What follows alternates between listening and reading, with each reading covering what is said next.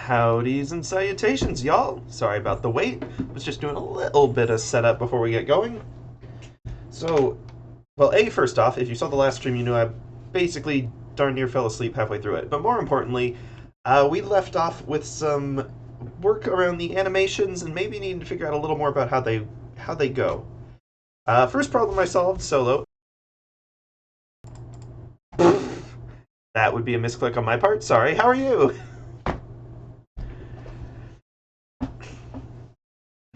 Caught the last stream of Blender November.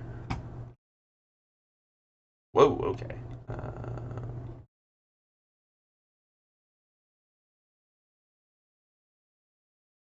Let's see.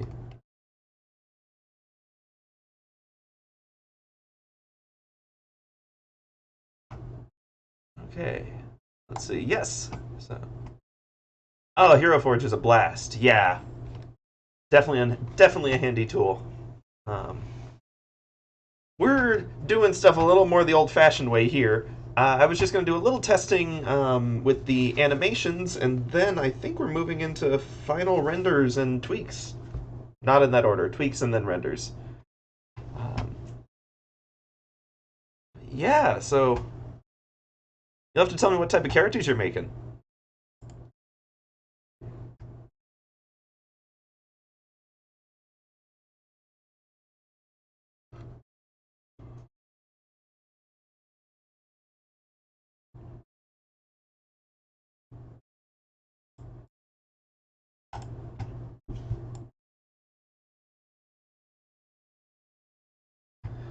Okay.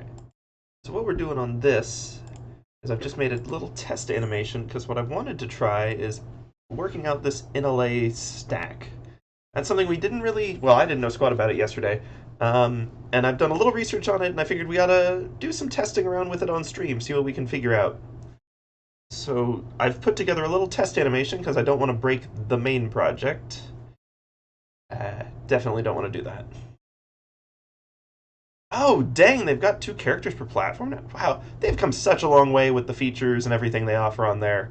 I remember when it was just like mostly humanoids, no large creatures, like 2 types of printing. They've done a lot over the years. Yeah, Hero Forge is real cool. Let's see. Anyway, yeah, I just made a little test cube spin, which is actually kind of satisfying to watch in its own way.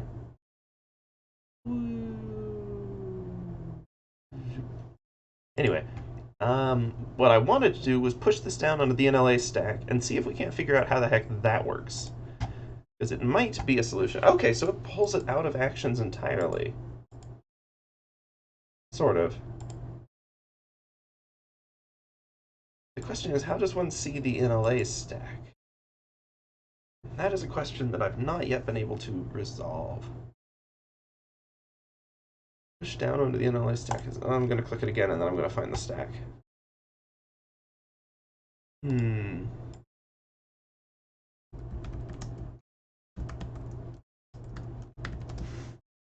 I know that we've got, like, it's got the animation here and it's got the NLA tracks, but I don't know. Is that a view non-linear animation? Ah, okay, okay. Oh, and I've got it in here twice, because of course I do.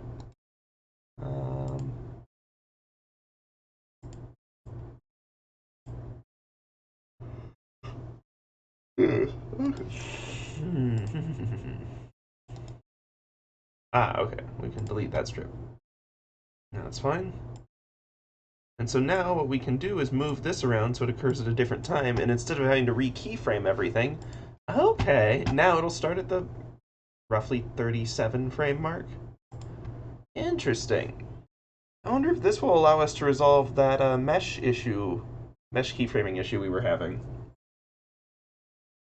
It's also a much more coherent animation view. Like, don't get me wrong, the action editor is also great. Very important. Dope sheet too.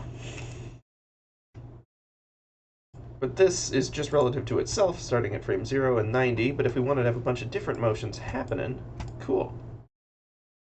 Yeah, you're right, the bigger ones definitely don't fit on the platform super well. Yeah, absolutely, I want to see that. It's always fun seeing what people come up with on that. I I've been a dungeon master for probably like 6 years now, across a couple campaigns. Um, and I had a party member on a recent one make models for everyone, which was really fun. It's like not that we don't even meet in person. We know each other in person, but we play over Discord, and so it's not like we ever use the models, but they're fun to have and just think about.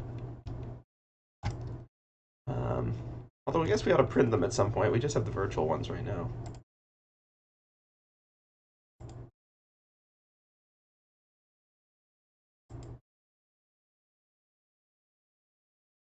Graph editor, of course.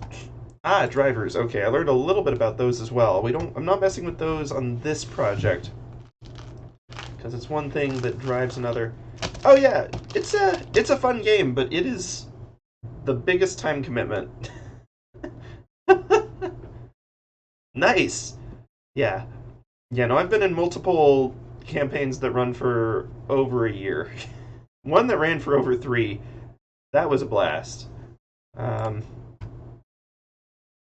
but they're fun. It's just a fun way to consistently hang out with people. Oh, interesting. So the cube action's dominant. And oh, that pushes it onto the stack.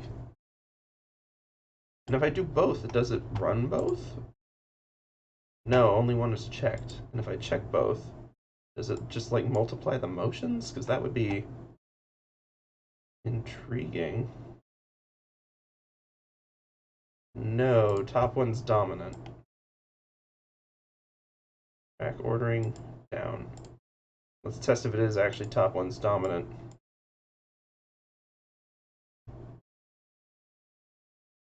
Or selected one's dominant, but in absence of selected, top one's dominant. Okay. Yeah. It's a fun game series.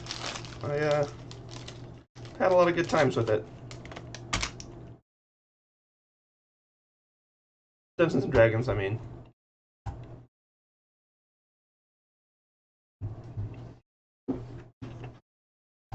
Every group plays it a little differently. I have found that knowing the rules but playing fairly fast and loose with them has been the best balance for our group. But yeah, no, it's fun. But it's more the challenge with D&D is it's hard to get a good gauge of it without overcommitting. Because every group is different. And so the experience playing with some people is going to be super different than it is playing with others.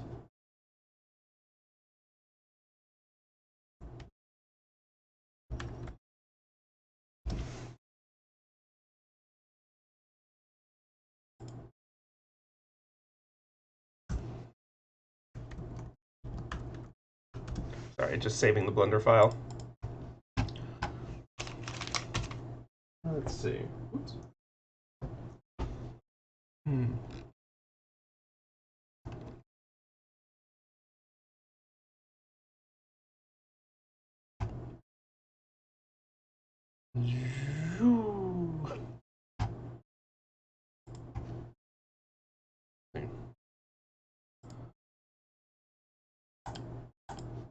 And then assuming that I had actually managed to select this object,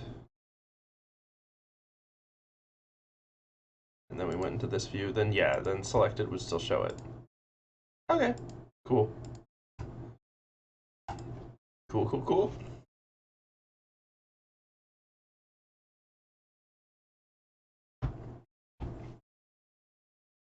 Let's see. Let's go back to the main one.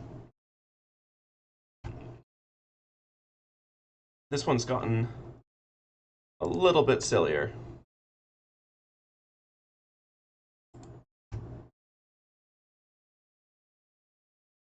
You have to work on that ground motion. It's not really believable yet.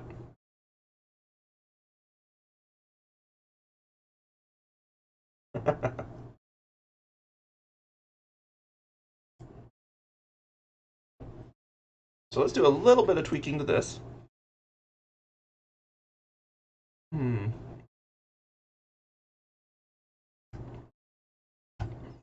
Problem being, the tweaking has to specifically be on the texture, which is under shading, and by texture I mean material. And man, Is there a way for me to get some sort of halfway decent easing on this?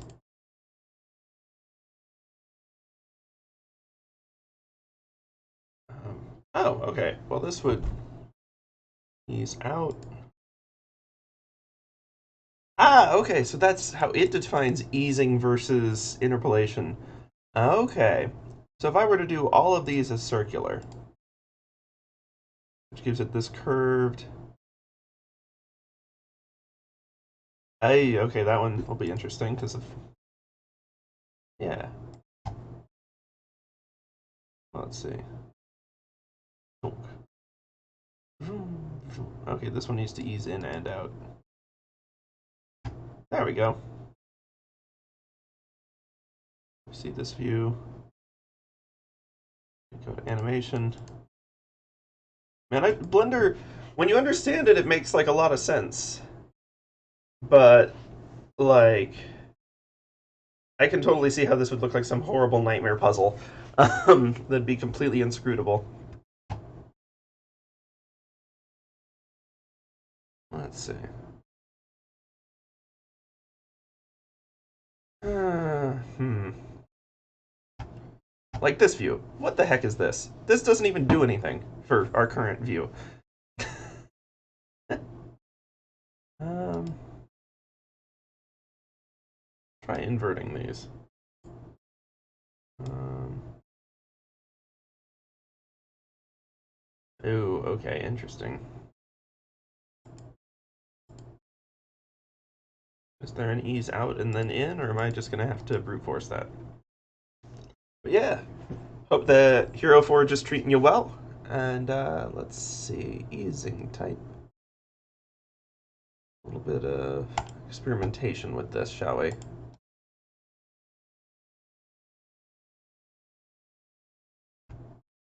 Yeah, I didn't think that would work. Seems a point define the easing and interpolation defines only the next segment between keyframes. Hmm.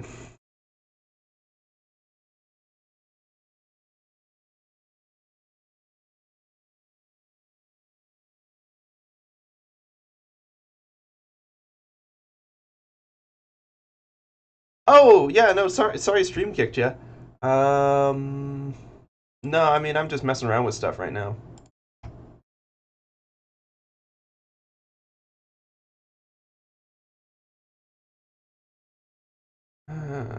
Had a little more control over the severity of the easing, but I guess we would need the Bezier curves to pull that off. Victor? No. Free handles? No. Bezier. Now they exist.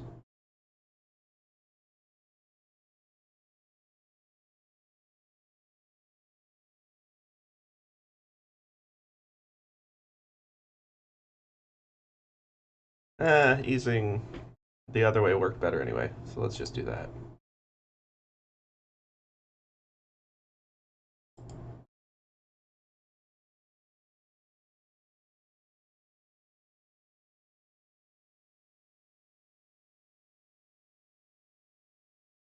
That one in. But yeah, no, we've just been doing some nonsense on here. Handle type. Free. Interpolation mode. Circular. Bounce. Not what I need.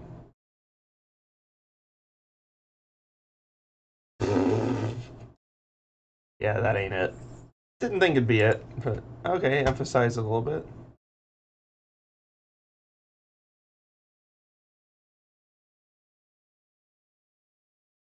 Yeah, not ideal.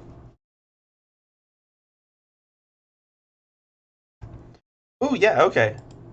Let me. Whoops, there's Discord. Oh dang, these are awesome. Do you mind if I show them?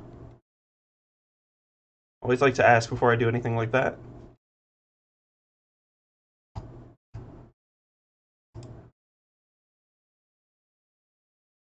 I never had the patience to do really good designs in Hero Forge. These are cool. Yeah, here we go. Check these out. Look at these. Look at these guys. What a duo. A good color scheme too, I gotta say.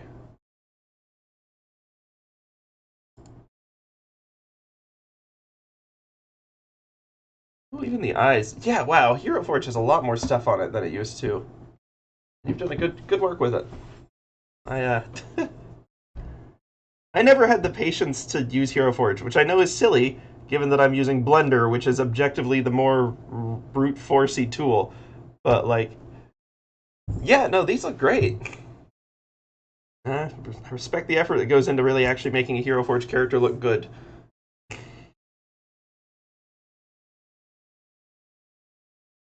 Ah, yeah. You'll have to tell me once you've got names. Trust me when I say you don't want to ask me for character names. I keep a list for Dungeons and Dragons in case my players latch onto a random NPC and it needs a name. Most of them are complete garbage. Here, let me throw some examples your way. Let's see what names we got in the, what am I calling it? Yeah, the directory of names. Such gems as uh, Sal Valconi, Groim, Parculia, Agadrath. I don't know if that's original or not. I feel like I heard that somewhere. I mean, I'm sure you don't want them named Clough, Miark, or the Volt Rangers. So I literally have like 300 names, and they're all this bad. Trilly, Seji, Findolin.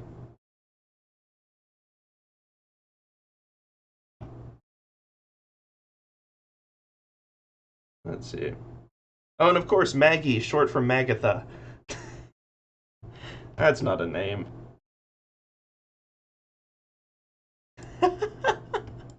I mean, if you want me to provide a name, I'll try to come up with an actually good one.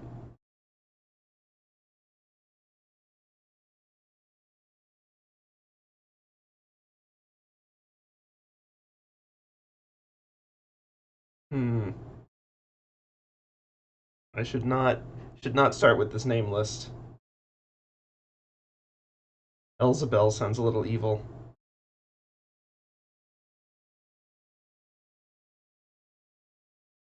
Uh, Recapitulating is not a name. That's a verb. Um, let's, okay, let's try to come up with one that's actually kind of nice. Um,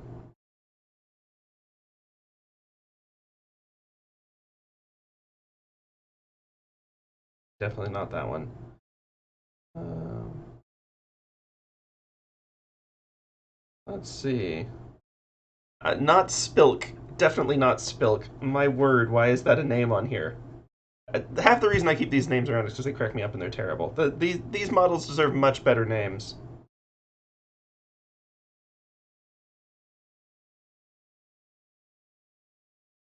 Okay, I've got some actually decent ones in here. I know I do.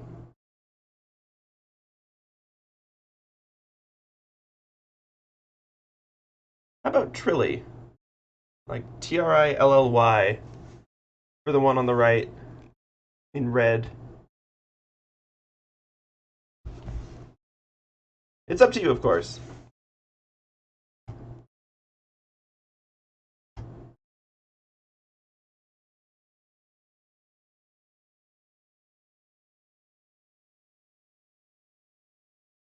Yeah, it's one of the okay ones on the list.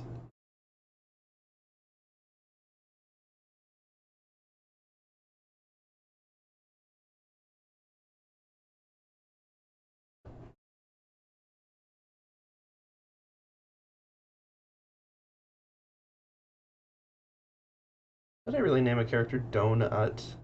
Okay, I've got to do better than that. um, Alsamander's very dramatic, but probably not fitting.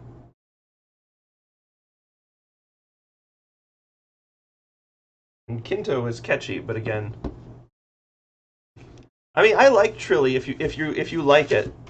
Honestly, I'm actually fond of that one.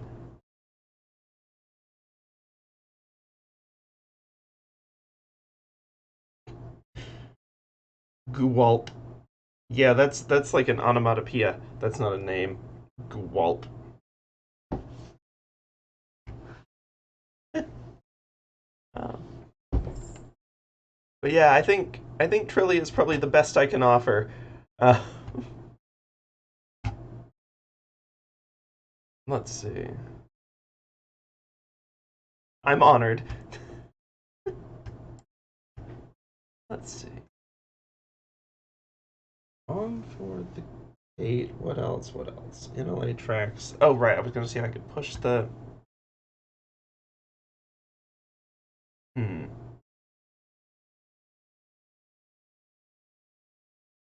Ooh, Arkin is a good name.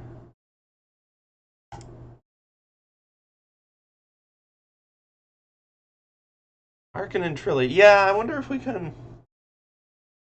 Let me see if I can find something that works with Arkin or Arcan, not Axel.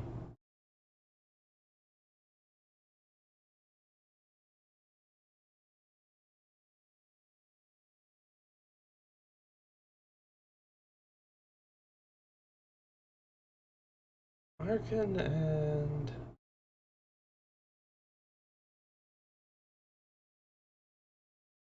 not Bundo. Um,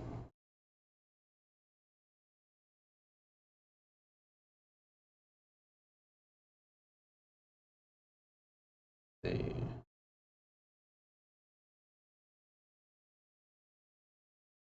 It depends on how you want to say it.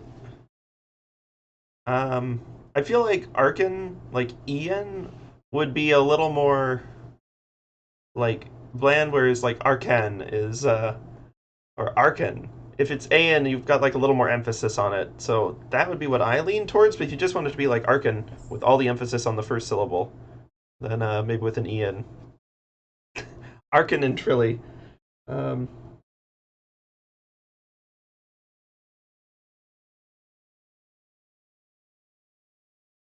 let's see. There's also Forla. Arcan and Forla. Probably not Germ. I told you, most of these names are not great. Arkin and Uma.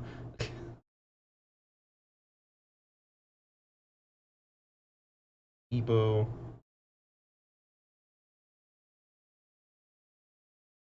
And then Rebto. No. Arkin and Siret. Oh yeah, last names. Maybe that would help. Although my last name list is debatably worse.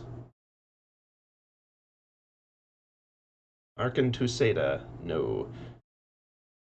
Zagathrox. No. Ridley. Uma Trilly. Ooh, that kind of works. Yeah, Uma is a fun first name too. Arkin and Uma.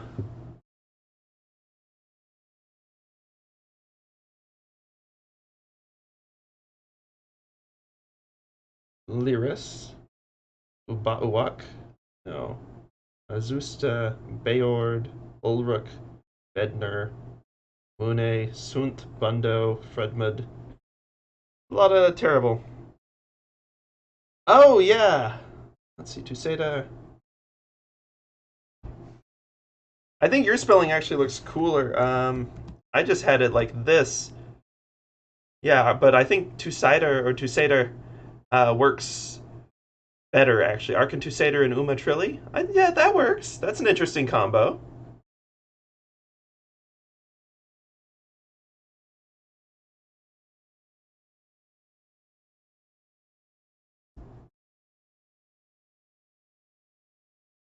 Some good options. Let's show them one more time now that we've got at least tentative names, because Dado, you really did come up with some cool models on this one. Putting Hero Forge to much better use than I ever could. I was never the best with these ones. But they're cool. They're really cool. Yeah, no, thanks for that. No, it's an honor to get to name any characters. It's always exciting times. But seriously, asking me to name things is risky. One of my D&D campaigns, I've got a whole group of characters who are all just named after minerals. There's salt and olivine and feldspar and no. I'm fond of them, but they're not necessarily the best in the world. So yeah, I think Arkan and Uma actually work well. Okay, now for the Ishtar Gate, which mercifully I was also not allowed to name. Also be Big Stompy Gate. Let's see, let's actually look at this in render view and see what we can do about the lighting. And also maybe pause this just a little bit so it can actually render. Let's see.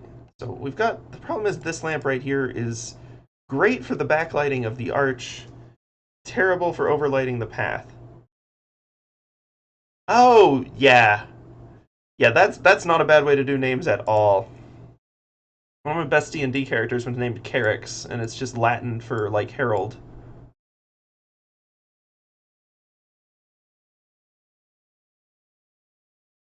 Alright, hold on, let's see from the camera view. Well, if I can get the glow to blend into the gate itself. I'd love to see what you come up with. Let's see. I sort of hide it behind that foot a little bit. I mean, it's not going to work on different frames where it's in the air. Well, actually, well, okay, no. Where this leg's in the air. I guess I could, like, parent the lamp to the actual object if I wanted the light to move with it. Because it's not...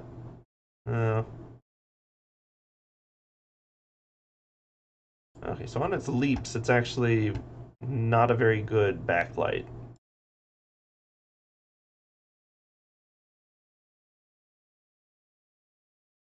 We want it to help give a little definition to this side without too much. We want to cut the shadow a little bit. The problem with this is that it cuts the shadow way too much at this angle. Toast or no toast? I mean, toast is always the good option, right?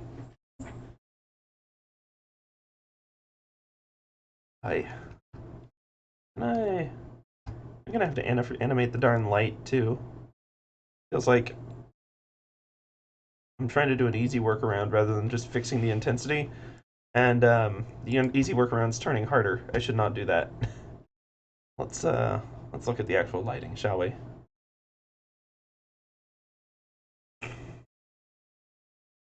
Bigger radius is going to be softer, and we can cut this. Okay, let's cut the intensity down a little bit.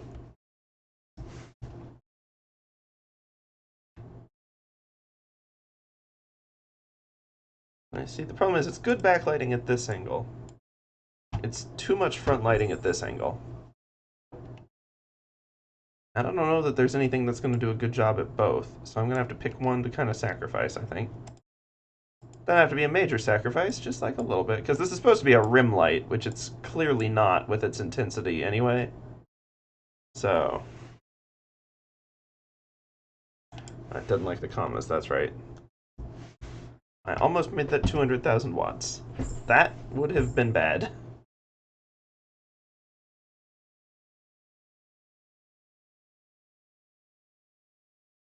Oh, well, right. I guess we can just lower the intensity with the radius. So my end goal on this is to have a lovely, like a silly gate just sort of skipping along a path. End goal with this particular light source that's causing me issues is basically... okay. I want it to... So we've got our main light source that's pointing to the front of the gate, and that's giving our main source of light. And we've got like a secondary one to cut some of the shadows as well. Let's see. They're lost in the void somewhere in this actually rendered view. But in this view, you can see them. We've got our main light source, our secondary... Maybe the issue is that my secondary source is too far down and back. I think that might be the issue. And then this one, the point of this little light here is basically just to be a little rim light that gives that... So the rim light is... If you've ever, like, held an object up directly in front of a light source, which, by the way, don't try this with the sun. I have done it. It's stupid and hurts. But if you have a light source directly behind an object, you'll see usually a little, especially if it's a rounded object, you'll see a little bit of the light source like the glow on the object just around the edges. And what it basically is the light isn't getting around the edge of the object, but you can see a little bit of the object that's within range of the light. So even if the side of the object facing you is dark, you can still get a little bit around the edges. Honestly, at certain times of the year, the moon, or month, or whenever in its lunar cycles, the moon gets this effect. If it's like a super faint crescent, it's really more of a rim light type deal. Um, so the main problem is that it's too bright, but if I make it small enough to where it's not engulfing everything, then it's too focused and obvious on the path. So that's just what I'm trying to tweak a little bit. But I think moving that other light source forward may help. Problem is, if everything's too lit, it becomes washed out. And I don't want that. See, that's good. We've got shadow on this side. And the shadow's still there. But it is a little faint. And the rim light, we can see it a little bit here. Yeah, lighting, it's, I haven't messed with it a whole lot in a very long time. And so I definitely need to refresh on this a fair bit. Like, it's fun on sketching. I like trying to think it out in my head there, but trying to get an actual 3D model and everything with motion to work with it, eesh.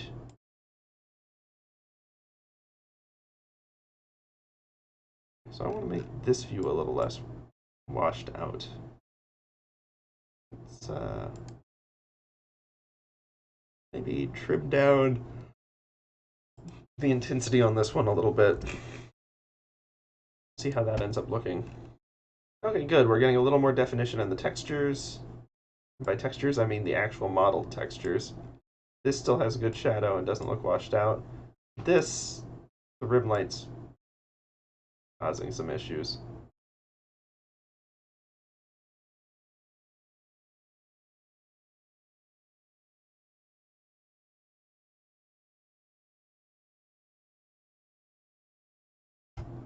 Ew. The problem is that this is actually angled forward slightly. So a rim light that is perfect for this angle, which, for the record, this position still isn't that, but even if I got it perfect for this angle, would probably be completely obscured when it's at this angle. Because this side isn't going to reflect it at all. And it's going to be overly exaggerated at this angle, but also out of view. Let's see.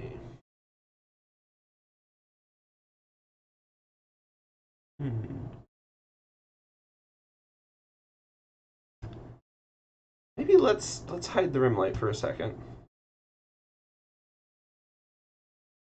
No. That level of intensity on the sun, really bad.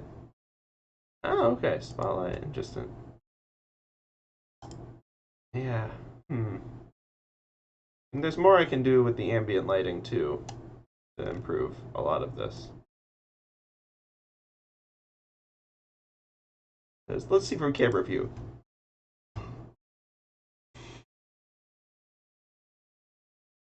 Well, it casts more believable shadows now.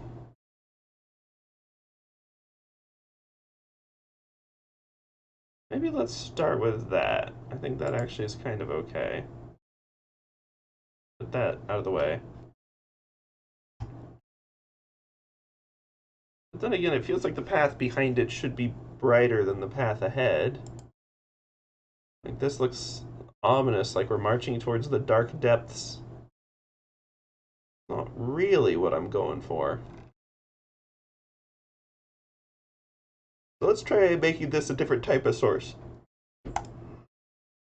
Let's make it a much lower power area light.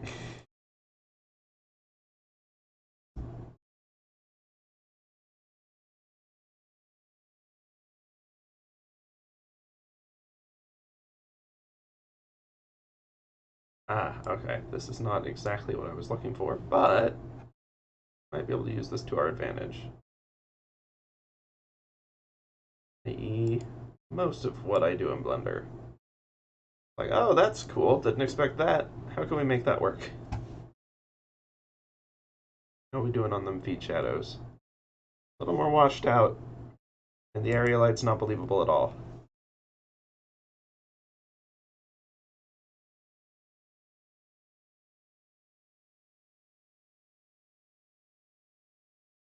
Ah, okay, that's how the plane's oriented.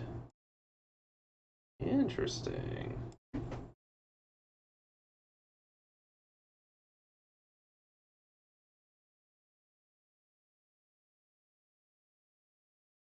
Give it a slight angle that way.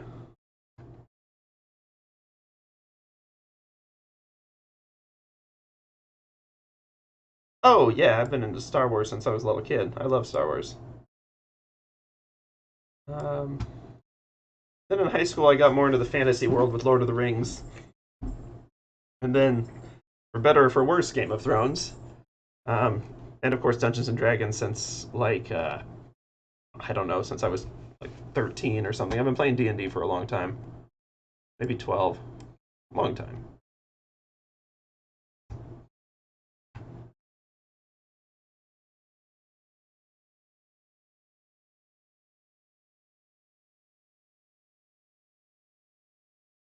Interesting. Okay, let's see what the camera sees.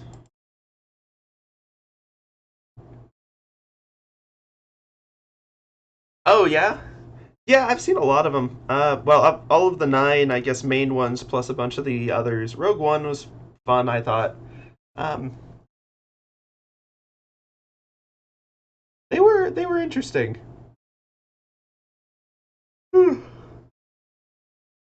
Pardon me. Guess I'm not quite as caught up on sleep as I thought. I love the original trilogy, of course, but I don't hate the prequels. The third one's not particularly well done, but it's an enjoyable film in its own right. Yeah, I don't hate Ray. I think that she was written badly in especially the third one, but definitely part of the second one of her trilogy. But I actually thought I liked everyone in the first of this new Rise of Skywalker saga or whatever, whichever one the first one was. I'm so bad with the names. They're all out of order anyway, and so I never figure out which one's which. But anyway, the new trilogy, I thought the first movie was actually quite good, and laid a lot of interesting potential groundwork that they then kind of didn't do much with. But I don't blame Ray for that. I thought Ray had some interesting stuff going on. And Kylo, too. I kind of liked the idea of a villain character who was struggling in the same way we usually see, like, hero characters struggling against the darkness. He was struggling against the light. I thought that was a cool dynamic they had. And then just a bunch of other weird stuff happened, and the movies got kind of sidetracked. But they're still interesting adventure films. They just kind of stopped making sense. I still liked Ray though, and Finn, and Poe, and Kylo. They were interesting characters that they could have gone a lot further with. Um, but no, I never hated Ray. The internet has a bad habit of blaming a character for a script problem. There are plenty of issues with the script of the second and third films, even though they can be enjoyable watches still. I thought like the the the ship break to well, I guess we've probably all seen it, but I guess spoilers for the second of the new ones.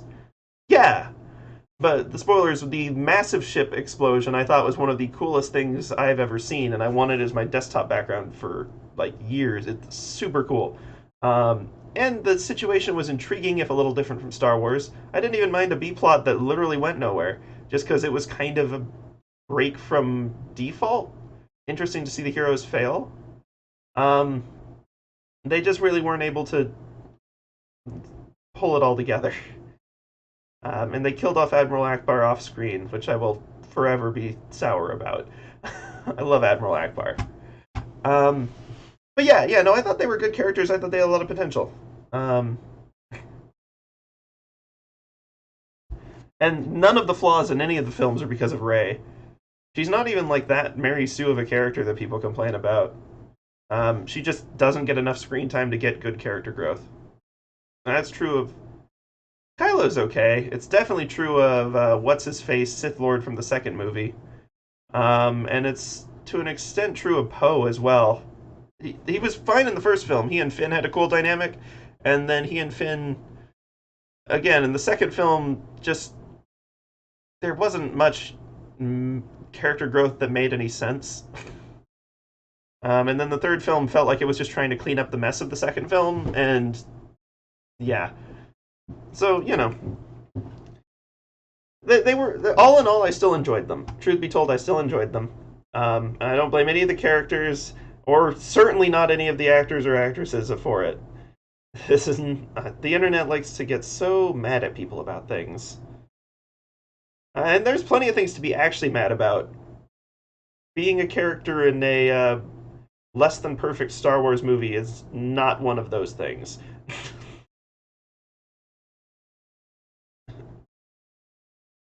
Yeah, they had so much interesting potential with him, and they just completely squandered it. Um, it was very, very disappointing where they went with that. If you're going to set up a villain like that, you've got to actually, have a good payoff for it. I didn't even mind him being small if he was just, in any way competent or ominous, but he wasn't. He just sat there and then died. I was like, oh, cool. No villain arc, barely even any clear motives. So yeah, again, the films have problems, but it's not because of individual people in them, and it's certainly not Ray's fault. Okay, let's see.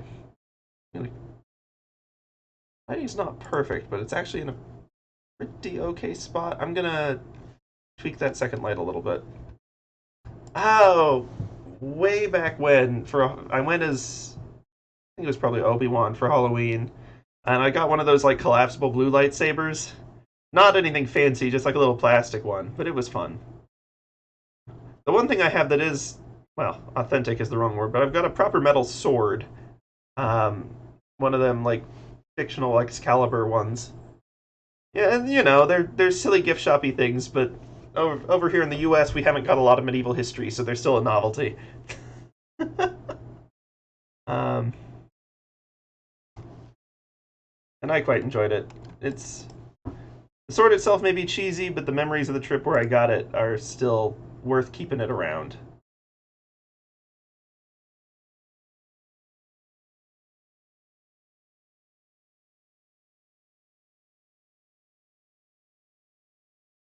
Yeah, absolutely. I'll have to dig that one out. It's got it properly stored up somewhere right now. Make sure it stays safe. Um, see, but I'm definitely gonna have to put it on display sometime. Oh, nice! It's cool that you got a lightsaber. Those are fun. Uh,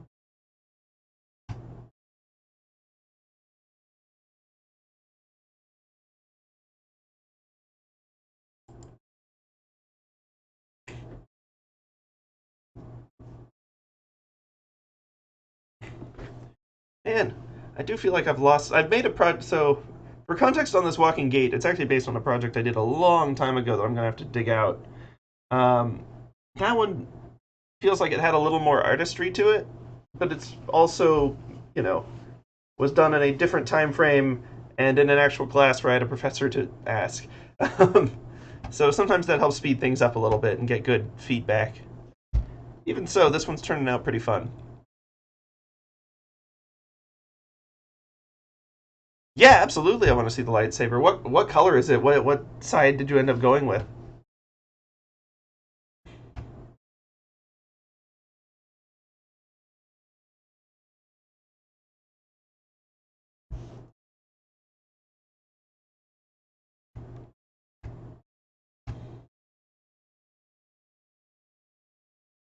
Oh yeah, at some point that's probably going to be an after this month thing because I need to find some copyright free music that I can sync with it because I really want to do like something like these boots were made for walking and sync it up to the beat. I think that would be great. Um, oh, nice. Let's see.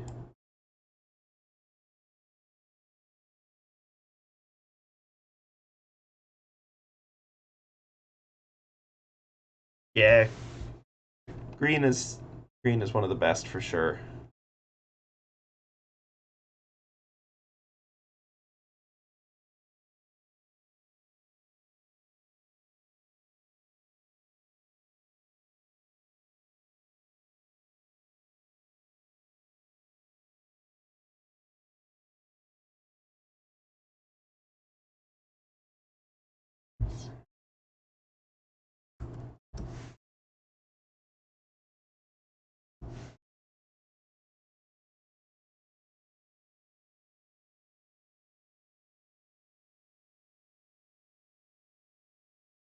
Oh yeah, no worries, no worries.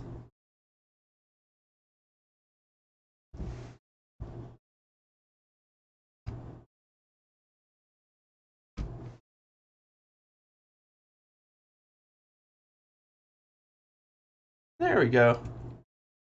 That looks fun and ominous. I wonder if I'm trying to think of a good background color that would be mild enough to not distract from the gate, but still not just plain black. I guess I could put it in a white void. That's at least a little different, and that's doable, easy enough. And not just by changing the scene color. I'm going to actually put a proper background on this. Um, Modeling layout.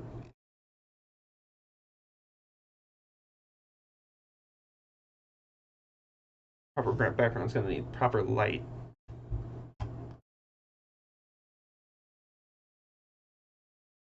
Well, we'll go as we go.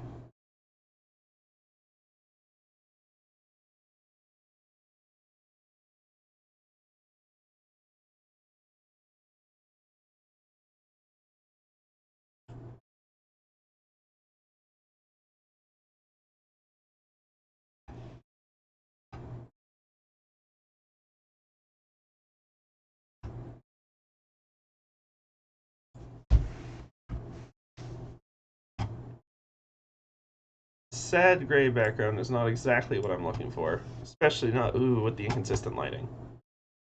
Ah, so much easier from a direct side view. But where's the fun and easy?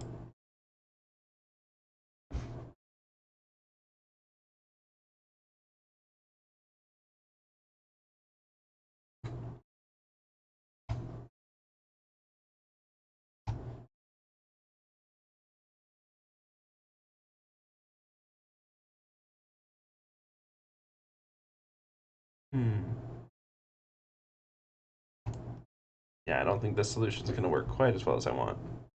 Welcome back, Dado. Let me see.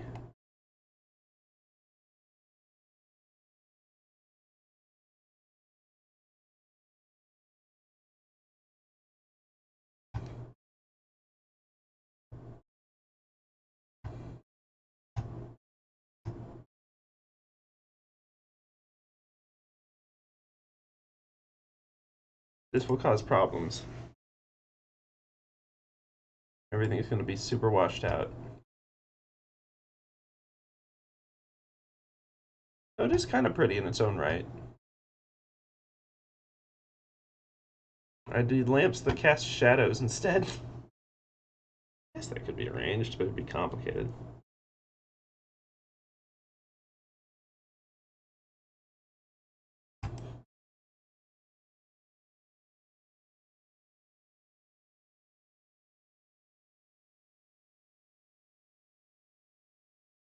Let's save this one just because it's kind of silly. What is it here? 29th, yeah.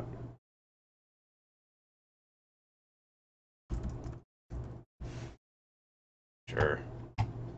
Let's do that. Well, so we try a more muted one. Do it again. It's just going to be...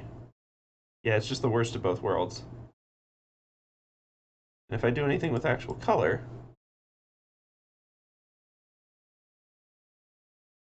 then it's going to tint everything.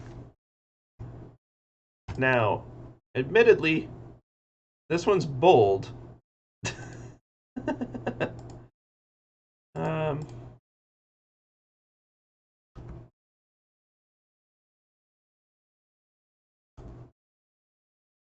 Save this one, and then, yeah, I'll have to... Let's see what...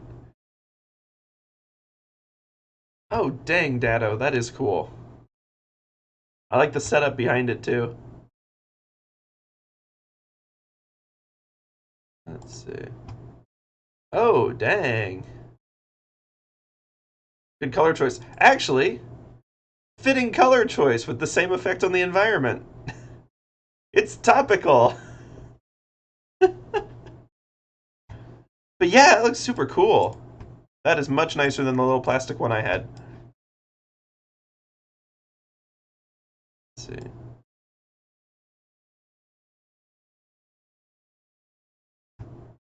Hey, that made it worse.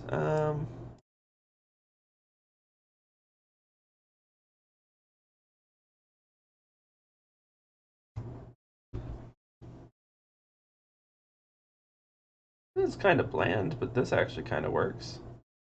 The impact of the blue on the shading and lights isn't terrible. This is where I just have fun saving random like color tweaks until I find one I kind of like.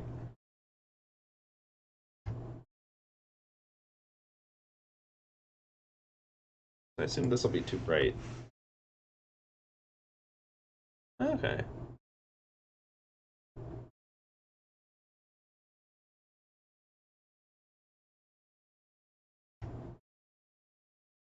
Yeah. Green and orange are... Let's try orange, actually. Orange would have a great contrast. The problem is that changing this also changes the light cast on the arch and path, and so I'm a little worried that an actually good orange is going to absolutely drown out the blues. But we'll see. Ooh, it feels like it's in a desert. And they put the movie filter over it to look like a desert. But maybe a more moderated one, which would be a brown.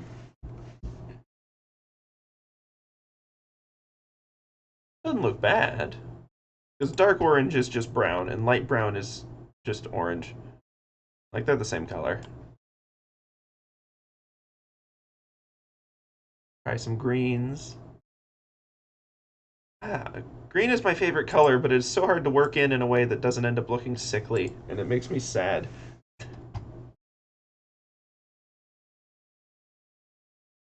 Try a bright one. Ooh. Yeah, there's ways. The problem is the ways I know how to do it are going to require a lot of lighting reworks that I don't want to mess with. Definitely something for the future that I'd like to build on. But since this is sort of the last official stream of this, we may come back to it later because it's fun. But right now I'm trying to get it to a decent exportable state, and then we can still build on it and make it better later. Call that minimum viable product. What's the minimum thing that you can say is finished? And you can always present that, and then you can add bonuses once you get that piece done. This might work. Or it might... maybe a darker version of this. Shadier version. Because, yeah, you can absolutely do backgrounds and have changing scenery and all sorts of stuff. And I'm sure there are clever ways to do it that I just happen to not know. I'm actually kind of liking this one, though. It's not the biggest pop, but I think it looks good. I'm going to save this one. Green. That one's decent.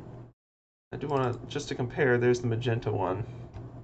Yeah, I think the green one, let's do green for now, which is where we're at. Let's put a lot of our lighting to away a little bit, but that's okay. Again, especially for something like this, where we're just trying to get one export render. Let's see. Well then.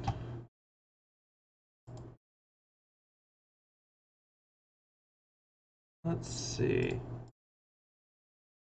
Render animation. Oh, is this one just going to flat render through it? Okay. That's not ideal, especially if it's taking 7 seconds per frame times, we've got, what, 120 frames? Uh-oh. And if there's any blips or anything, a full-on render through is not ideal. Let's see. 3 times 120. Gonna get us 876 seconds divided by 60, get us about 15, under 15 minutes with some variance for rendering. What I'd meant to do was I'd read some options for the render types, and I had hoped that we could do the other option a little bit, but frankly, for the size of this animation, it's not necessary. Let's see. And it's chugging right along, honestly. It may not even take 15 minutes. I may have done my math wrong. So yeah, I'm happy to just sort of let this render out and see what we can get from a full one. It should loop when it's done too, which I'm happy about. Nothing quite as satisfying as looping animation. Okay, there's plenty of things that are, but looping animations are still nice. Let's see. I wonder where it's going to put this.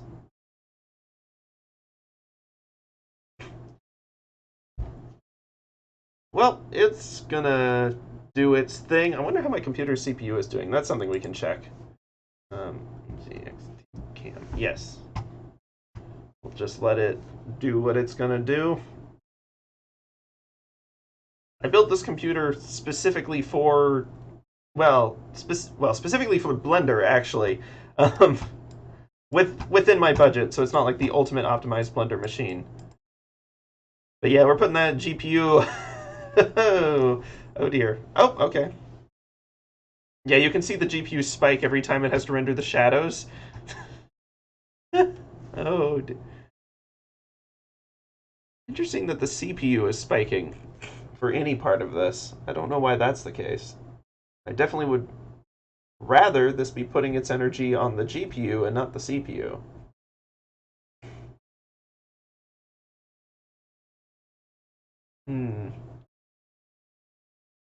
Well, that's fine. Let's see if we can't figure out render engine cycle supported device GPU compute.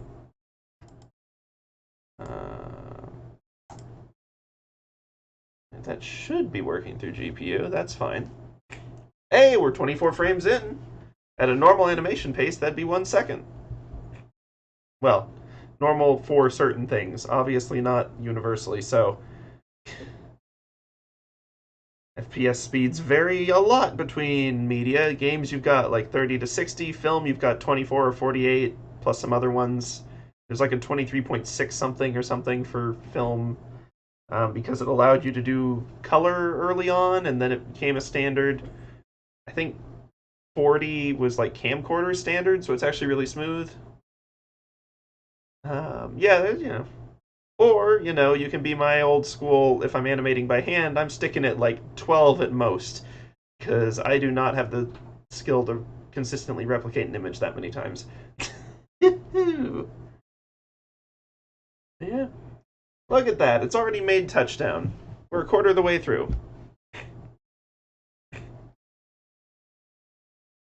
This feels like I'm trying to give a slideshow presentation, but all my slides have no information, and so I'm just having to bluff through the entire thing. But we can actually look at how some of the things we've done have turned out. So the color adjust I was using is definitely not what's considered good practice for dealing with the background. That was a quick and sloppy fix. And you can see that the most in the shadow colors, because you'll notice the shadows are actually tinted that same greenish tone. That's not just like the blue light of the gate reflecting on the yellow path. That's actually... Oh, I mean, Blender is horrendously confusing the first time you use it. And then it gets a little better each time. Like, as with any tool, they're not that hard to learn. You just need a place to jumpstart, because the first little bit of time with it is hard to learn. And then, like, once you get a little bit of momentum, and it's never as much momentum as you think you're going to need, but you just get a little bit going, and then you can sort of be like, oh, okay, I roughly know how to do this, or I know what I need to look up for this, and you can get there. Now, obviously, this is still fairly scratchy, or as one of the top 10 Webster Dictionary words of the years was, it's a little janky. At least that was one of their top 10 new slang words from this year. They announced the number one word of the year is gaslight, which is a little ominous. um, but yeah, no. As with any skill, the first few times just stink, and they feel miserable, and you feel stupid, and then you plug on through, and you're like, okay, I can start making progress on this. I learned that. That's actually one of the best things I learned from my day job, because we have to switch applications and pick up new tools all the time in my line of work. And so I've just gotten the hang of dealing with that first, like, okay, first week with this tool, it's gonna feel awful. I'm gonna hate it. I'm not gonna know what's going on. I'm gonna get lost looking for buttons. It's gonna stink. And then so on. Oh yeah, that's like a satire phrase, gaslight gatekeep girl boss. Um I think it's a prod at people who use the term girl boss to mean just be nasty to people, which is not really what it means. But of course, there's always going to be some obnoxious people out there, and they make everyone else look bad. That said, gaslight gatekeep girl boss is seriously fun to say. It's, but yeah, no, it's gaslighting has absolutely, at least in the U.S., it has definitely been the phrase of the last 5 or 6 years. I don't want to get into politics or anything, but suffice it to say, we've got a lot of bad information that keeps getting passed around because we're not very good at parsing what's credible and what isn't. Um, and then we've somehow managed to get very angry at each other, so we can't explain what's credible and what isn't. It's a good time. Politics over here, real great right now. They have been worse, and they can be worse. So I'll be happy that the fundamentals are still working and things are moving along. So yeah, I don't like to get political on stream, mainly because everything I've said, everyone from one group could easily interpret it as applying to the other group. And there's no way to have useful conversations on the topic, especially not in a stream format, but even just like face to face. Any group setting, it gets really bad. Oh, I know. Yeah, you lose context immediately. Um, yeah, like I love like if you're in person and with someone you know something about them besides their political views, and you just have a one-on-one conversation, it usually goes well, and you can understand, and there's none of the hostility. Because you're not once you know someone, you're not judging them based on their political view and the stereotypes of it. You're judging them based on who they are, and you're like, oh, okay. So I know you're not insane, so you hold this political view. Let me see if I can understand why. But as soon as it's someone you don't know on the internet, then the only thing you know about them is their politics. And so your entire context for that person is all of the nasty, negative images you have of their political party, or all of the super supportive ones if they happen to agree with you. And that's not good either, because if they're an untrustworthy person and you just assume they're trustworthy because they have the same politics, that's bad too. And it's even worse in groups because everyone gets so caught up in not wanting to seem like the odd one out or wanting to defiantly be the odd one out that it gets messy. So yeah, whenever on the off occasion when I host an event, the only rule is no political discussions in a group because it goes so badly over here. Civil conversations can happen and they're easy, but only in the right setting. I know, yeah, like oh jeepers. I think the biggest falling out one of my D&D groups ever had, to the point where I'm fairly sure the campaign is dead now, was over the vaccines. Because some people were very much on board with them, and some people were very much wary of them. And yeah, yeah, yeah, yeah.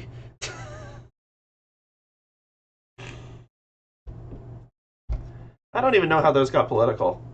Just like a basic health thing, but that not neither here nor there. Yeah, it's easy to get heated, and it's no fun to ruin a conversation or your image of someone because of their like a bad day with politics.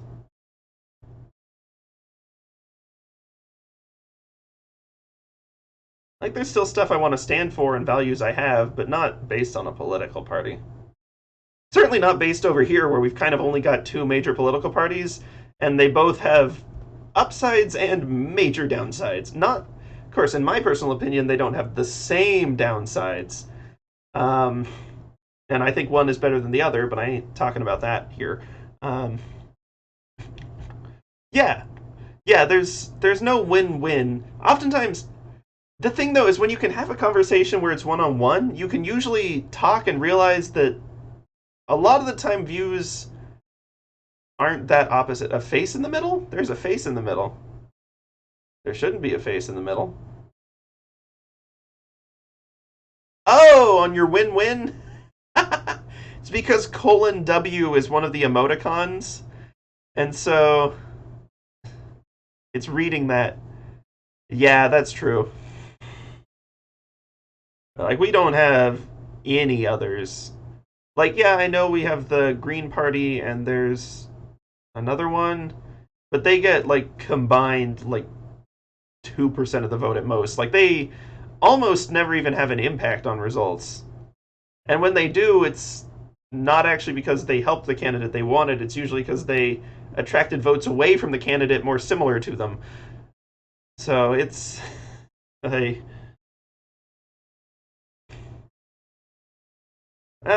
I think we're working on trying to get some of it sorted out over here. And, with the pandemic a little bit past and people actually able to talk to each other more again, like, some of the tension has faded. Not that the pandemic's gone, mind you, but we've got treatments for it that make it a heck of a lot less lethal now, which is the important thing. So, I've mentioned in college I studied history, especially medieval and earlier, right? Well, about 6 months before everything blew up, I was taking a class on the Black Plague, and they pointed out that we were due for basically for the last, like, 300, 400, 500 years, there's basically been an annual global plague, and they pointed out we were overdue, and not 6 months later. I was like, welp.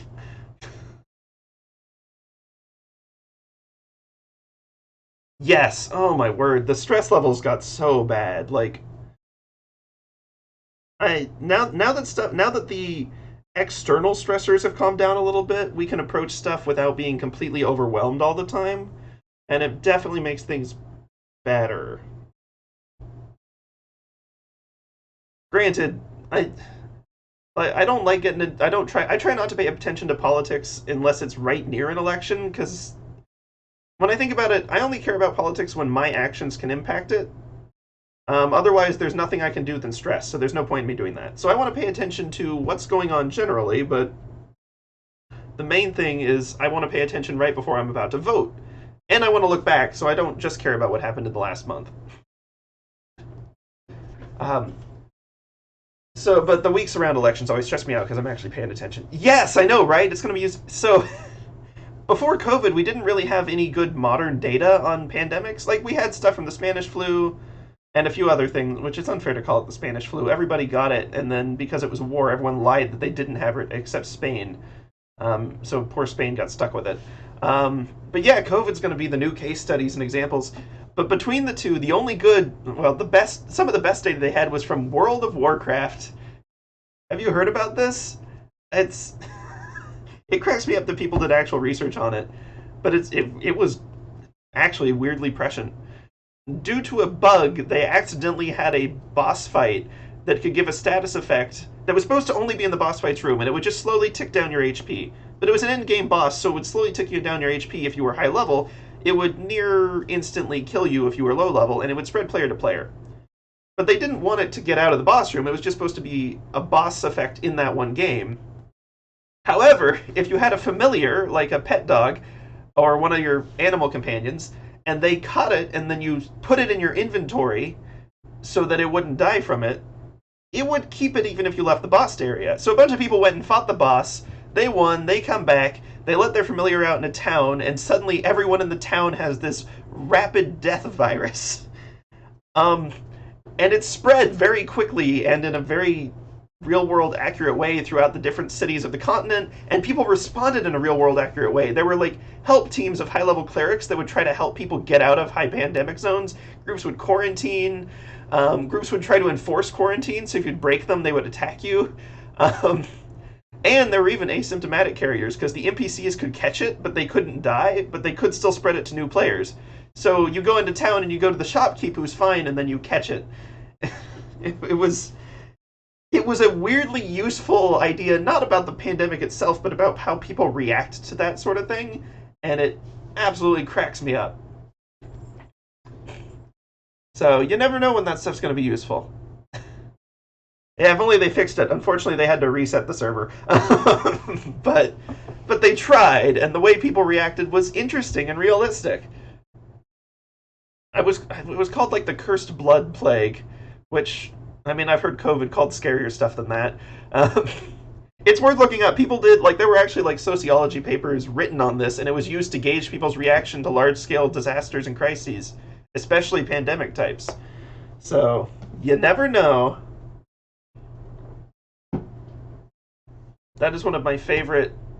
Um, just okay, so that's just PNG. Where does it output this render, and can I save it? I hope it's saved. Open. Wait, cancel open cached render? I don't think I want to do that. Okay. I'm going to open my file structure manually to make sure that the render is somewhere. Documents. Blender. Blender file, ishtargate.blend1. Is that... No, I can't even open that. No. Ishtar in green. We've got our little, like, color palette here. I should have done a cyan one. Okay. Ishtar renders. No, those are all just some of the earlier ones. Okay. Let's see. I'm actually going to go on pause for just a second. I got to use the restroom real quick, and when we get back, we're going to see how we're going to go find this, and we're going to see how it turned out. So I will see y'all in just a minute. Or, Dado, if you need to go to bed, obviously, no worries. I know it is crazy late where you are.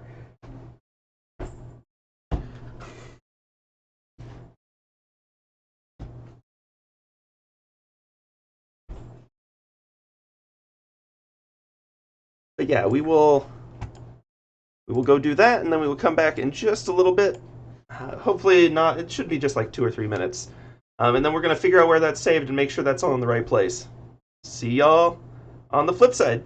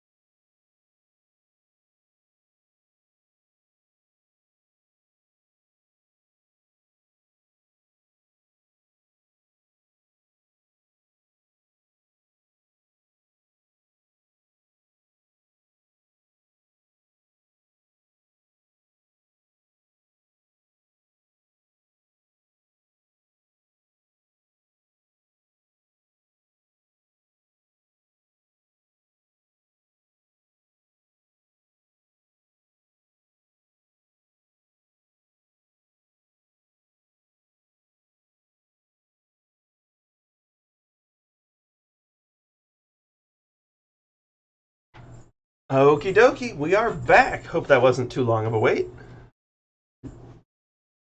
And this is something I should have checked before.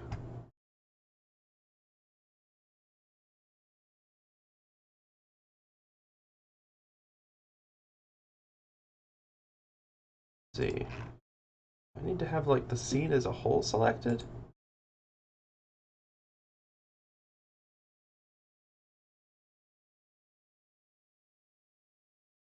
Let's see.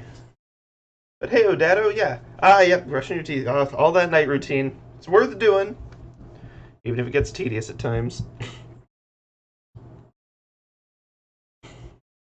Let's see.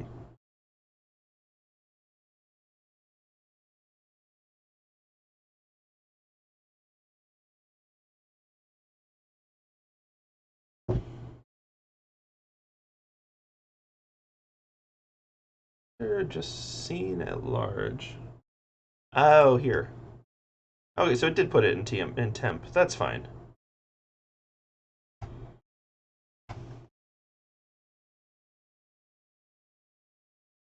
No, you probably didn't miss anything. I just got back and I was double checking where the heck this goes.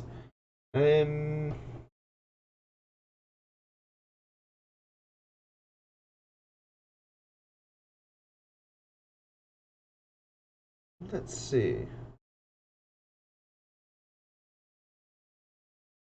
Username app data local temp. Okay.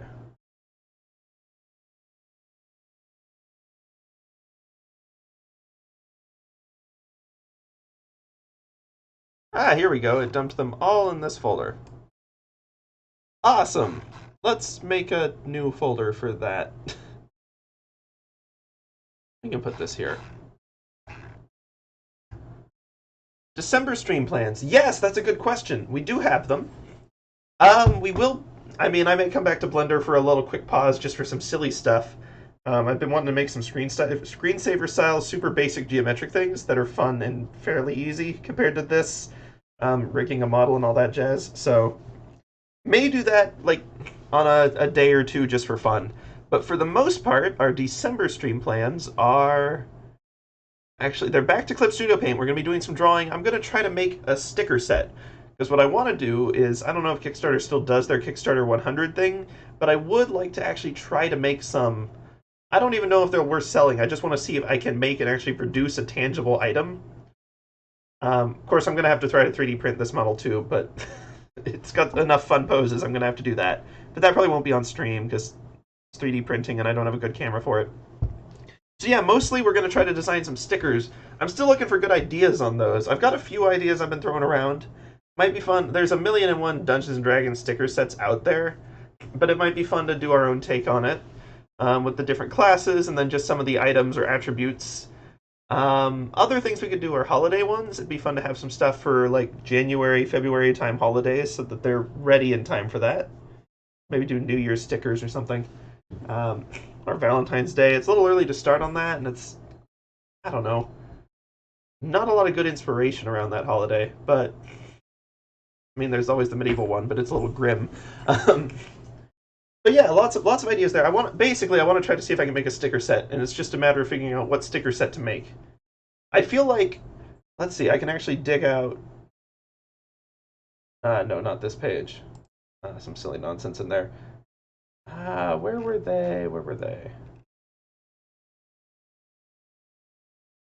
Sure, I use them for title cards and the art collateral. Yeah, you can see all my behind the scenes stuff. Yeah, these guys. Like, just this sort of simple art style that looks like maybe a video game item or something. I think it'd be fun to try to do some stuff like this, because I think they look clean and sharp, and, I don't know, it'd be good. This one without some of the random junk sitting around it, and maybe a little less grainy.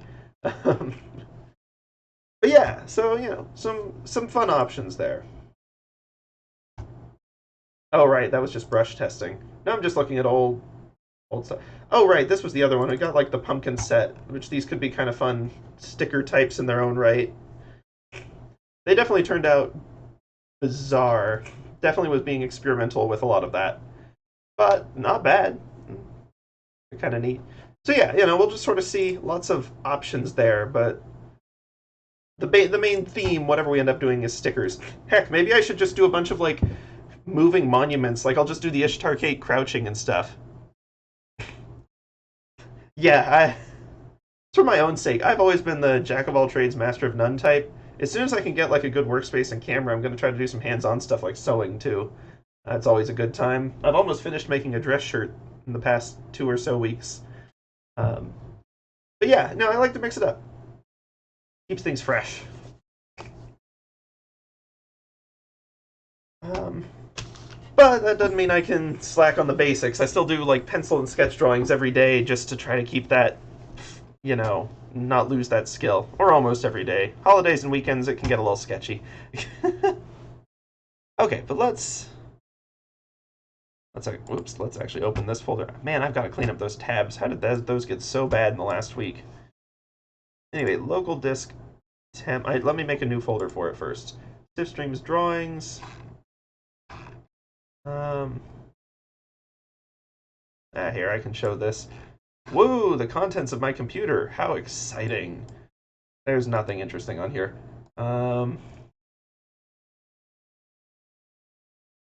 What is interesting is I apparently don't know how to create a new folder. There we go. Let's see. 22 point. Let's see. 11.29. Ishtar animation.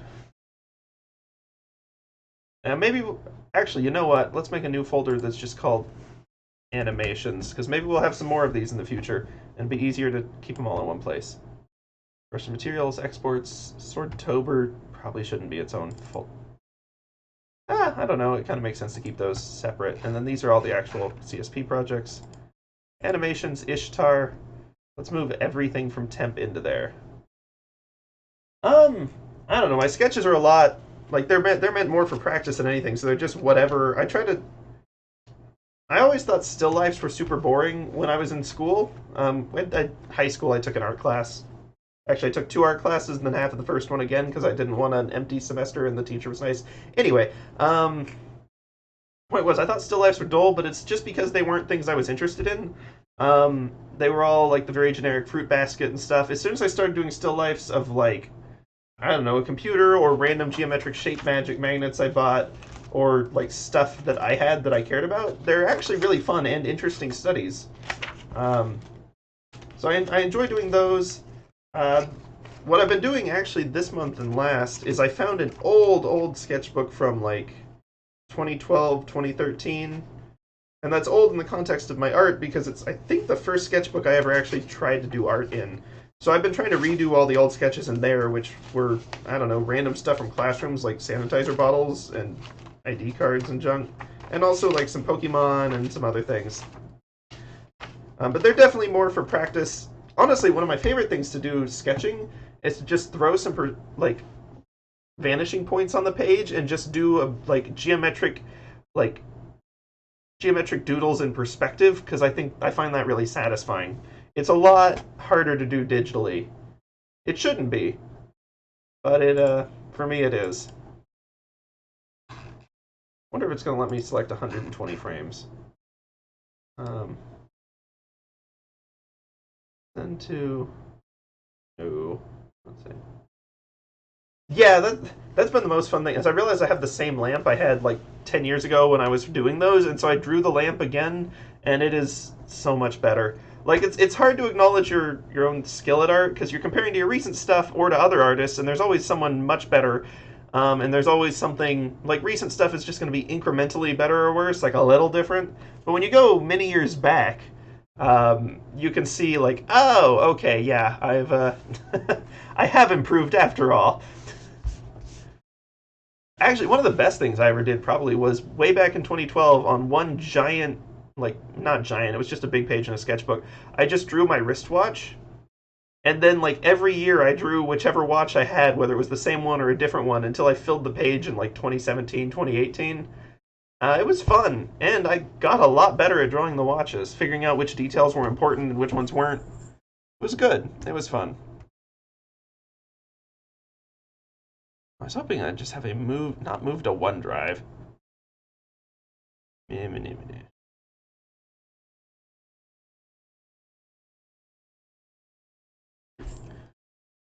Interesting.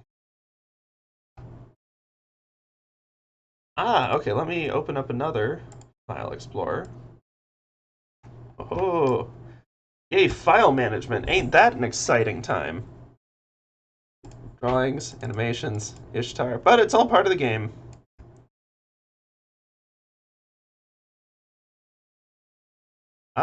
Yeah, I've still. Let me see if I've still got that. Because man, I mean, they're none of them are great. I didn't really get into consistent art practice until like 2018, 2019.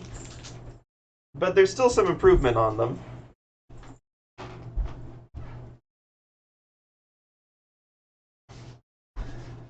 The sketchbook's so old that it's spiral bound, but like all the pages have come out of the spiral, so they're like barely held in, and none of them turn. I drew that in 2014. Holy cow. Let me see if I can find it. It's all very muddled. I know every artist comes to the page with different like stuff that they feel a little more naturally comfortable with. It's not that you can't do other stuff. It's just like by default you're like, oh, this feels a little more me. Here we go. For me, very geometric like and perspective drawings were definitely that. Organic shapes are much harder. Um, let's see. Um, oh dang. Like yeah, these haven't aged amazingly, but you know I'll share it if I can. Um, Can I? I'm not actually 100% sure I can figure out a way to get it on my computer. We'll see.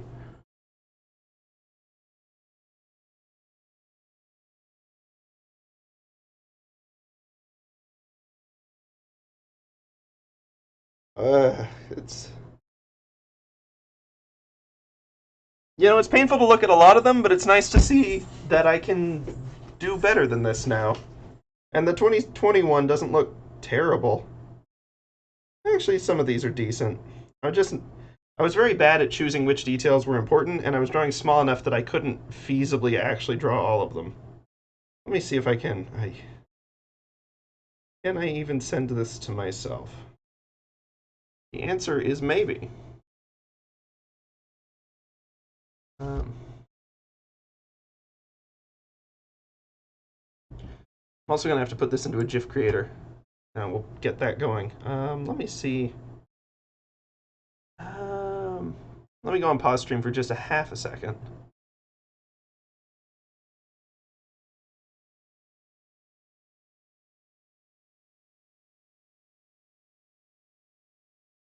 Okay, we're back. Cannot dox my email address, so I didn't want to show that. But otherwise, let's see if I can send this image over and then we'll get this going.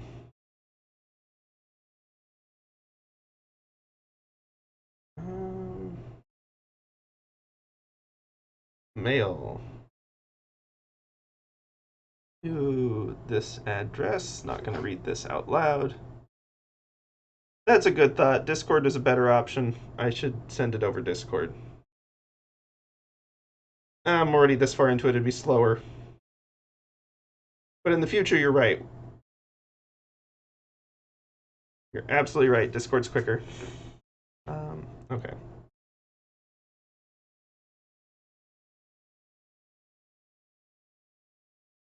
Let's send that. We'll see if the email arrives. Yeah, and in the meantime, Discord.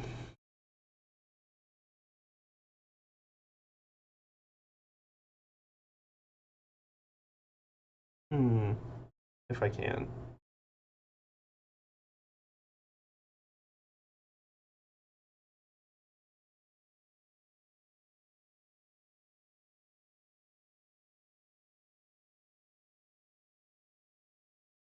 Ah,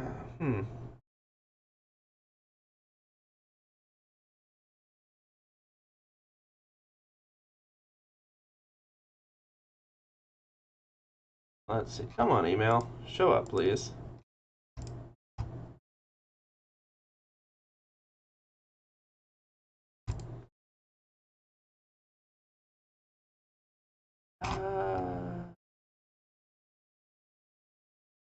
Why does it do this?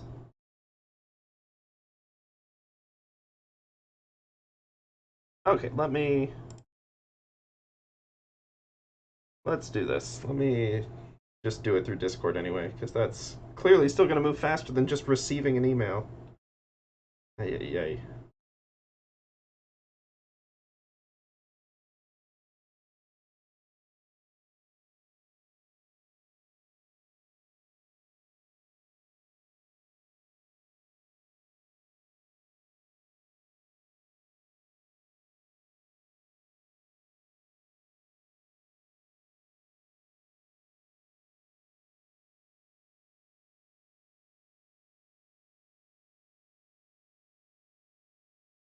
Let me.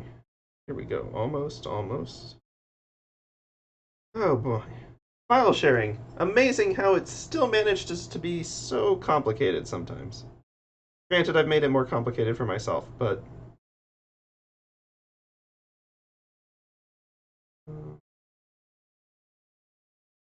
That. Yes. That. Let me get this out.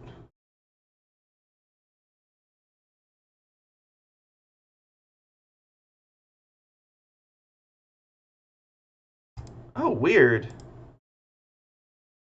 That is weird. Yeah, and once it's sorted, it's definitely better to get all that stuff verified. And I think I've even got the two-factor set up on it.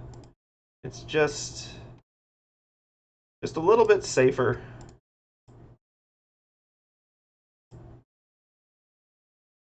Okay. Here we go. Finally, that only took, like, feels like a week. Here. Like, again, these are not good. And they don't even show the progress that well, but you can still see that this is objectively worse than this one. Um, ay. Yeah, you can tell that I started actually practicing in 2018, 2019, and then it's like, oh, I can actually draw a thing. But even then, like, these are still improvements over the first one. Um, oh, this one. I definitely just drew that one in a rush. The story behind this one is, it doesn't show in the drawing. I broke the watch band on it for one half of it, but not the other half. And the half that broke was the half that had the little. So you know, in the latch, there's the sort of the like on a belt loop type. There's like the metal ring, and then there's the pin. There's the side with the metal ring and pin, and then there's the side with the holes. It was the metal ring and pin side that broke off. So instead of just getting a new watch, because it was only like $20, and I'd had it for like 2 years, instead of just replacing it, I I used masking tape and ran it through the ring on the belt loop buckle piece and on the actual watch, and used masking tape as the watch band for half of it for like 4 weeks. It worked really well because if you do masking tape facing itself, there's no adhesive part to stick to your hand. But it got kind of nasty because it was masking tape. Felt really proud of it for the first week when it still looked cool though. And then I caved and got a new watch. I think that's when I finally went and got the binary watch because I am a nerd. Um,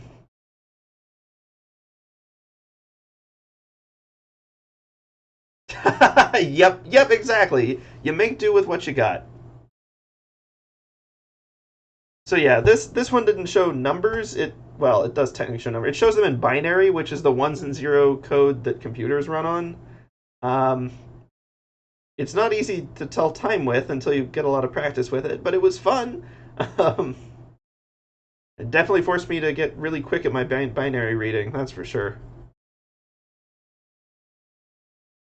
Although I mean, I grew up with a binary clock too, so like I sort of gotten the hang of it. But yeah, I also love that you can see what time I was drawing these.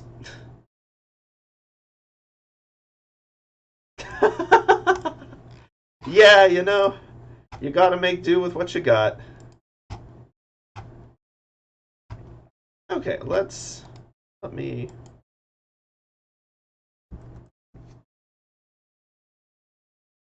Uh, Not really. Canva has a GIF maker.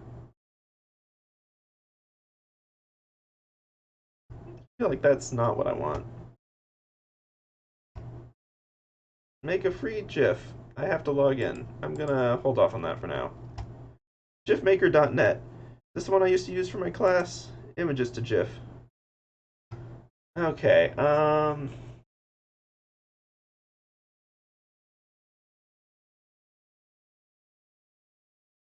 let's see if it'll let me upload 120. Sometimes they put a frame cap on it.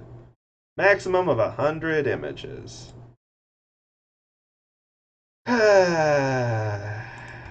That's probably what they're all going to have.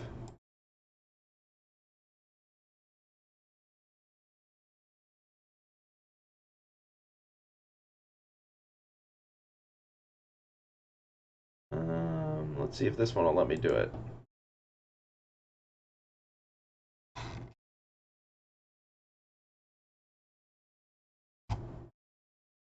Y'all cool with me uploading like a lot? And hopefully in order? It's going to take a minute to upload. Alright, but it looks like it might actually do it, so let's see.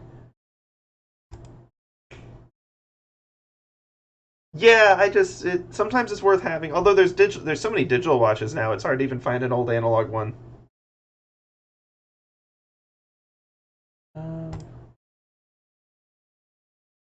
Okay, well, it's gonna keep on doing its thing. It's funny watching it move like this. I sure hope it got the images in the right order, or that would be awkward. Sure doesn't look like it's uploading them in the right order. Well, maybe.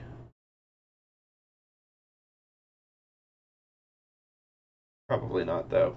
That's gonna be an awkward animation. Yeah, it was good to have you. And thanks for dropping by the sort of finale of this. Have a good one. Have a good, I guess, morning your time. It's getting to be evening here. Oh, jeepers. This is gonna take a while.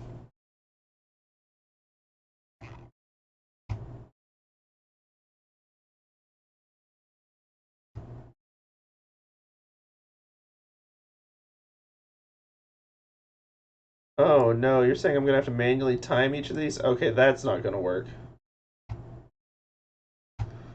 Hmm. Oh, yeah, yeah, absolutely. Get to bed. Have a good one.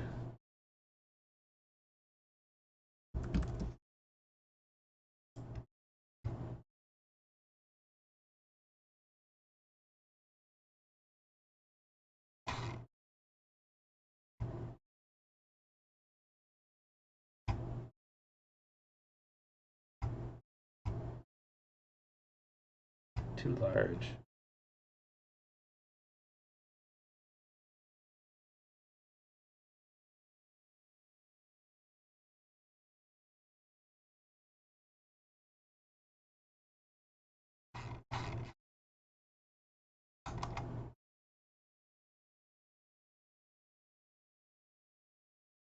That one only accepts one at a time. Yeah, the one I used to use back in classes was definitely the one that just accepted 100 and not more. Yeah, there was a reason I was inclined to do that.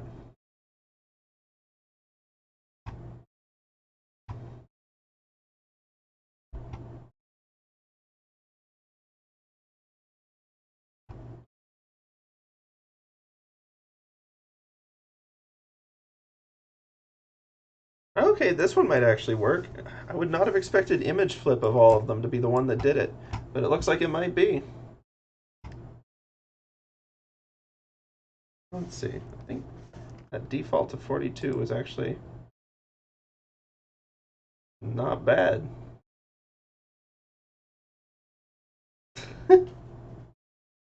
um, yeah, let's just generate this and let's have a finished animation. Woohoo! Again, there's plenty we can do to improve on this, refine it, adjust the lighting, change how we do the background. Million and one things to do better. But the point is that we started at the beginning of this month with basically from scratch, mostly from memory, and a little bit of refresh from the donut tutorial. And by the end, we have an animation. I'd say that's pretty good. And I feel like we've learned a lot of things to keep an eye out for on future ones that'll make this even easier. Okay, so let's find that in downloads. Thank you for opening downloads. Okay. And look at this. Okay, so the quality definitely drops from having to use an online converter. That's not a surprise, frankly. But that is a-okay, because we have, like, seriously, we have a finished animation. That's awesome. I'm gonna use this as like a user icon or like in a emote or something like that. We'll do better exports, and we'll try the other animation style in a way to try to make this an actual movie, because I know Blender can export in formats other than a folder full of PNGs. But that's just something I'll have to mess with. Plenty more to do, as there always is. Still, thank y'all for sticking around with me while we did this. Got this going. Let me close out the, like, feels like 50 windows I've got open from different things. Discord, Blender NLA stack, which we're definitely going to have to do more with the animation stack to see if we can't get multiple animations of the sort of baseline going, but that's okay. Baseline, the ground. It's hard to... Actually, shading. This thing. Actually, this thing. Because it is animated. So in this one, let's go to the dope sheet. Got the plain matte lined gold. Shader node tree. Oh, really? Action editor. Come on, texture skipping we should be able to push down. It has a keyframe and F modifier. Got like 3 of them. Okay. We'll add that on the list of things to research to do this even better next time. Or maybe just we'll move the object with a flat texture on it. The things you learn along the way. I had to make it my desktop background. Alright, see, there we go. Computer's running a little less terribly now. Oh, it did great. It didn't even start kicking up the fans. You rendered that whole animation like a champ, computer. Nice work. It always pays to be nice to your computers, you know? I know whenever I'm frustrated with my, anything that like a computer is doing, I just think of it like a cat that's having a day where it decides to be a pill, or just like a small child who's trying to figure out how to do something. You don't get mad at it. You're just like, it's okay, take your time, you'll figure it out. But this one just absolutely killed it. Which I'm excited about, because it sort of proves the concept that I actually, did this right when I was making it. Not the GIF, the computer. Well, the GIF too.